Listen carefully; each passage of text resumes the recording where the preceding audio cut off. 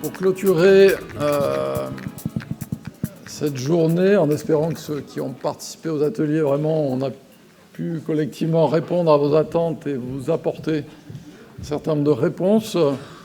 D'autant pour cette clôture, on va assez rapidement, si Amanda et Julie, vous êtes d'accord, essayer de ne pas générer de la frustration après cette journée en disant « maintenant, je fais quoi ?» Donc l'idée, c'est vous donner quelques informations et quelques jalons sur l'après. Ce sur quoi vous pouvez vous raccrocher éventuellement pour continuer votre engagement, votre réflexion sur cette thématique. Et puis après, j'aurai l'honneur, le grand plaisir d'appeler le professeur Michel Clanet, qui est le directeur de l'espace de réflexion éthique Occitanie, qui est le grand témoin de cette journée, discret, attentif tout au long de la journée, de nous faire la synthèse et la clôture de cette journée, à la fois sur ce qu'il a perçu, compris, entendu, autour du partenariat en santé, et puis aussi quelle place peut-être Michel il voit sur la place du partenariat en santé dans la démarche même de réflexion éthique, et nous éclairer sur cette journée.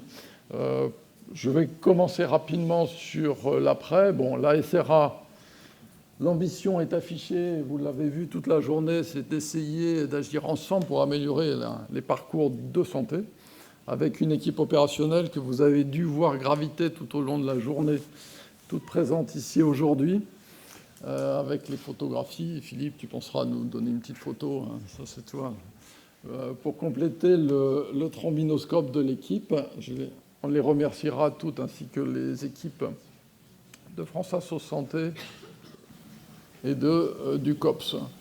Rappelez simplement, pour quelques mots, les modalités d'intervention. Vous les connaissez, en fait, on fait de l'information, de la sensibilisation, comme aujourd'hui, à travers nos journées régionales. On fait de la formation, ça a été dit, de l'accompagnement à l'évaluation sur le terrain.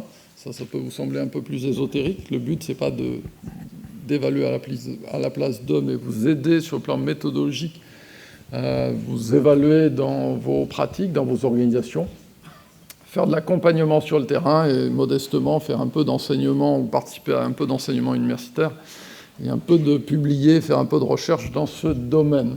Et puis surtout nos 8 thématiques prioritaires inscrites dans le marbre pour l'instant dans notre contrat d'objectifs et de moyens. Voici nos 8 priorités. Et parmi nos 8 priorités, vous voyez que la notion de partenariat fait partie, comme l'a rappelé Véronique lors de la table ronde, de nos 8 priorités du CEPAM. Et surtout, si vous voulez continuer à nous suivre, vous avez un site internet qui est relativement complet. Vous pouvez vous inscrire à nos newsletters, vous avez les QR codes. Alors vous les avez avant de tous sortir votre smartphone dans l'amphithéâtre, dans le petit triptyque qu'il y a dans votre tote bag, dans vos petits sacs, vous avez un dépliant sur la SRA avec ces QR codes, donc ne vous énervez pas si vous n'arrivez pas à le capter à l'écran, ça n'a pas beaucoup de conséquences. Je laisserai ensuite Julie et Amanda vous présenter les projets que l'on développe ensemble, notamment en termes de formation. Je ne voudrais pas être redondant là-dessus. Peut-être juste pour finir, un peu de teasing, puisque vous avez désormais, pour la plupart d'entre vous, l'habitude de nous rejoindre une fois par an dans notre journée régionale SRA Occitanie. J'ai le plaisir de vous dire qu'on a choisi un sujet passionnant, super compliqué, qui sera sur le thème de l'évaluation des pratiques professionnelles en 2026. Ambition partagée par l'équipe. Je ne sais pas si on a bien fait de retenir cette idée. Mais ça pourrait être intéressant, en tous les cas, pour prolonger aussi cette journée, de voir la place du partenariat en santé dans l'évaluation de nos pratiques professionnelles. Là, c'est un niveau aussi d'ambition extrêmement important. On en reparlera l'année prochaine. Si les personnes sont intéressées, je fais un appel, une manifestation d'intérêt, comme on dit. Je ne veux pas être plus long au niveau de la SRA. Je laisse la parole ensuite. Alors, je ne sais plus si c'est Amanda ou... C'est toi, Julie. Ça, la petite zapette pour... Merci beaucoup. Merci Jean-Jacques.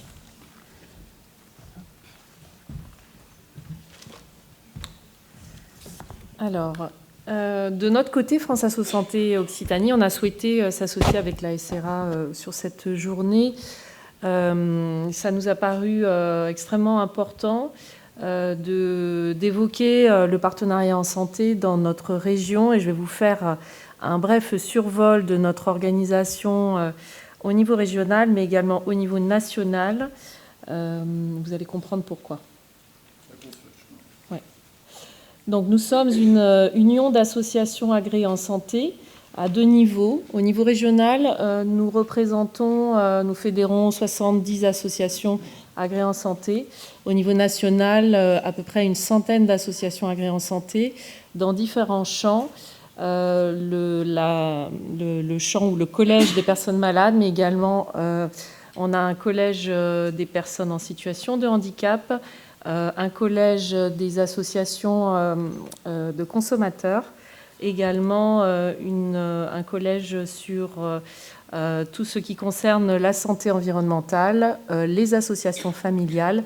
Donc on couvre donc un bon nombre d'associations que nous fédérons.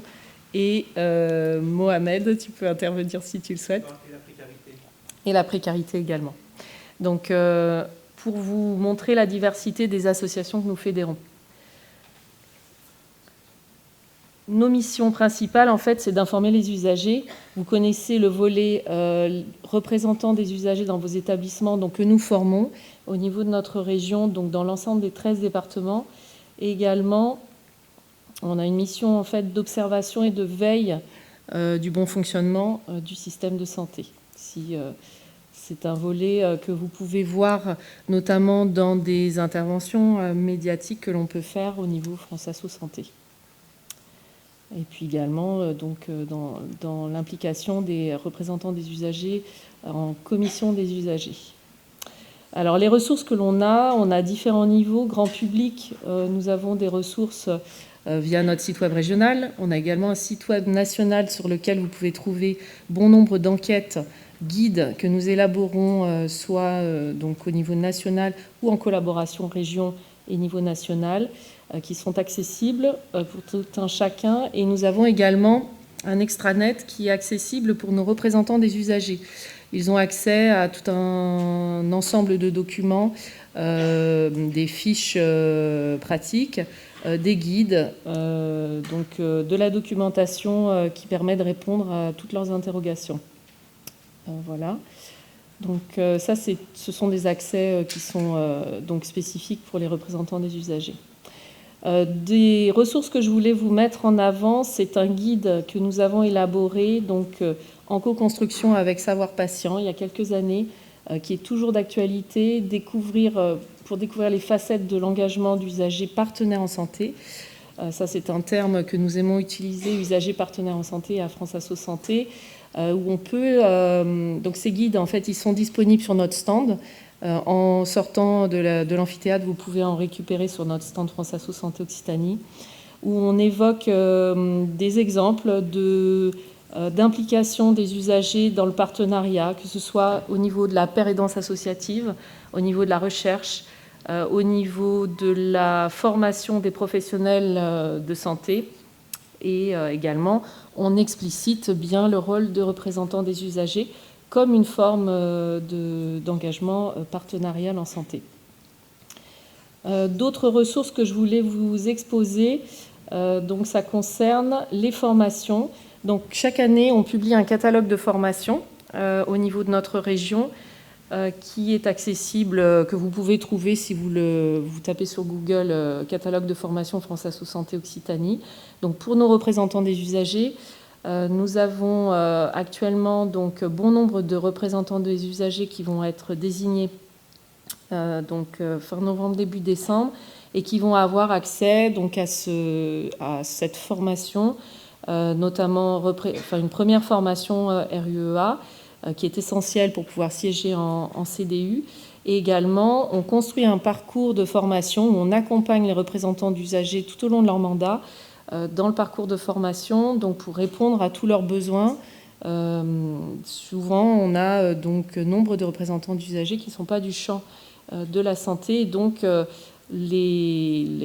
l'objectif des formations, c'est de répondre en fait à ces besoins de formation tout au long de leur mandat.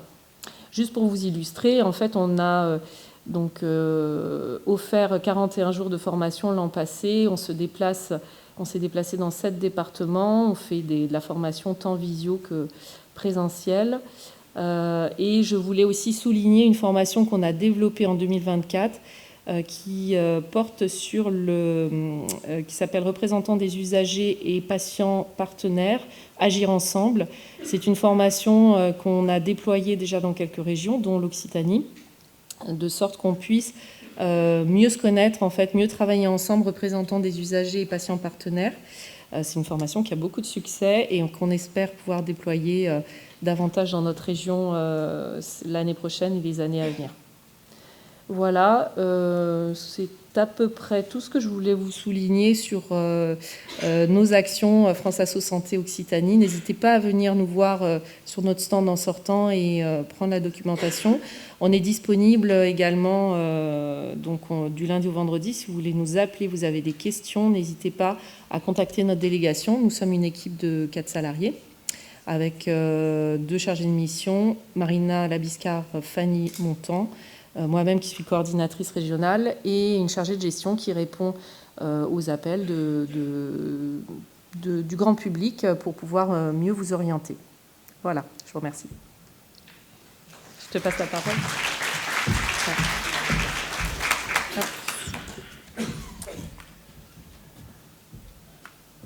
C'était encore France Asso Santé. Voilà, alors on va essayer de répondre à ce que vous a dit Jean-Jacques tout à l'heure. C'est comment on fait. Nous, le COPS, concrètement, vous pouvez mobiliser le COPS pour appuyer, soutenir, faciliter vos projets. Donc on a dans nos missions, l'idée ici c'était vraiment d'être très opérationnel, très concret pour voir comment on pouvait vous aider à démarrer des actions. On accompagne les pratiques des structures et les pratiques des acteurs. Donc pour les pratiques des structures, vous pouvez nous mobiliser pour accompagner et faciliter vos projets de partenariat en santé dans tous les champs que vous voulez, médico-social, formation, forum santé, j'en passe, soins primaires, etc. Pour ça, c'est très simple, il vous suffit de contacter le COPS via la plateforme, vous avez un lien, nous contacter, vous faites une demande et on vient à votre rencontre en binôme avec Fidéline Clermont, notre chargée de projet avec la perspective professionnelle de santé, et on facilite vos projets. Je vais faire très court. Voilà quelques exemples d'appui qu'on a facilités, qu'on a fait. Vous en avez eu aussi aujourd'hui tout au long de la journée qui ont été présentés. Donc on peut appuyer des projets au niveau stratégique, au niveau de la qualité, au niveau de la co-construction des parcours. On a parlé d'Aurore, mais on a parlé de plein d'autres personnes dans l'accompagnement, dans la pérédance, en oncologie, mais pas que, en santé mentale, dans la construction aussi de parcours, de nouveaux parcours, comme les parcours en HAD, en hospitalisation à domicile, ou dans le premier recours.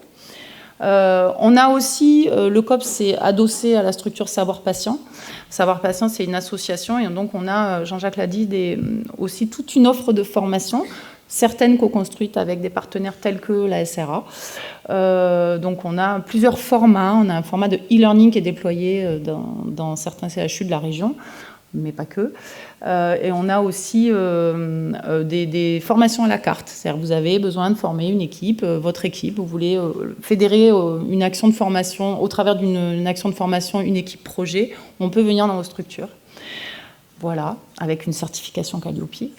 Mais surtout, le COPS, ça passe surtout par la plateforme participative. Donc cette plateforme, elle a plusieurs outils, évidemment des ressources, on ne savons plus quoi en faire. On a des copcasts, on a des supports présentations, on a des webinaires, on a beaucoup de ressources que vous pourrez soit consulter, soit télécharger complètement gracieusement. Mais vous avez surtout une cartographie de projet avec un répertoire des acteurs. Donc vous pouvez vous enregistrer, vous pouvez également rentrer en lien avec les gens. On a nombre d'entre vous, je vois des visages qui ont trouvé leur patient partenaire ou leur structure ou leur projet via le répertoire, via la plateforme. Il y a aussi tout ce qui est cartographie de projet qui peut vous inspirer. Vous pouvez vous mettre en lien avec les gens qui sont porteurs de projets. Donc l'idée, c'est vraiment que vous soyez autonome dans la démarche et que vous puissiez, de manière totalement autonome et libre, rentrer en contact avec les gens qui vous interpellent, les projets qui vous interpellent, que vous avez envie d'aller questionner ou rencontrer. Et puis évidemment, vous avez tout ce qui est les guides qui ont déjà été dits, co-construits avec France Asso Santé, mais pas que. Vous avez les fiches, la fiche engagée qu'a présentée Patrick ce matin. Voilà, pas mal de choses. Et puis surtout, on a aussi beaucoup d'actualités. Nous aussi, on fait une journée régionale, mais elle est passée, c'était il n'y a pas bien longtemps. On a prochainement, pour vous teaser un peu aussi, le webinaire qui va présenter un livrable qu'on a fait au travers d'un comité technique. C'est un groupe de travail. On a travaillé l'année dernière sur le sujet du lien entre le partenariat en santé et la qualité de vie au travail. Donc, on va vous le présenter le 9 décembre. Mais on a aussi des soirées départementales. Nous aussi, on a des actions d'aller vers. On vient au cœur des territoires. La prochaine, c'est dans le Lot, mais normalement, premier trimestre 2026, on ira à la rencontre des PO. Donc, si vous êtes des PO, venez nous voir, parce que comme ça, vous serez invités à la soirée, si jamais vous n'êtes pas dans la liste identifiée. Mais on a aussi beaucoup de choses à venir en 2026, avec des nouveaux formats, des ateliers de co-développement, des groupes d'analyse de pratique pour les patients partenaires, des groupes d'analyse de pratique pour les professionnels de santé partenaires qui sont déjà déroulés, et aussi des groupes mixtes. Voilà, inscrivez-vous à la newsletter si vous voulez être informé de tout ce qu'on fait. Rejoignez le comité des partenaires du COP si vous voulez être invité aux événements. On a 2 réunions par an où on essaie de vous mobiliser, de faire travailler nos partenaires. Donc si vous voulez être invité, il faut rejoindre le comité des partenaires. Il y a un lien spécifique, mais vous pouvez nous appeler et nous contacter via la plateforme. Et puis voilà, à bientôt.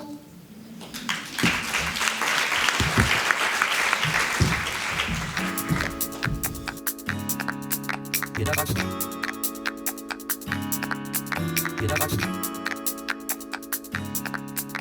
up.